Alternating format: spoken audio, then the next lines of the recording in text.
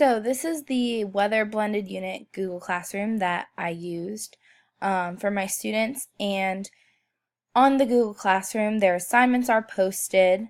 You can see that if you're familiar with Google Classroom, it goes in stream order, so the more recent posts are up to date, except after the first week I did it backwards, so that way it was in day 11, 12 as you scrolled down. But I uploaded the day they were working on the unit, the date of the day they were working on it, and along with their assignment if it was to be completed in Google Classroom. So for example, this fronts text, I uploaded it and each student got a copy. That way they could access it on their end and I could also access it to provide them with feedback. One thing that was helpful was we used these topics. So if they clicked on vocab and tracker, their vocabulary tracker and weather, or their weather tracker and weather vocabulary would pop up and they would be easy to access it.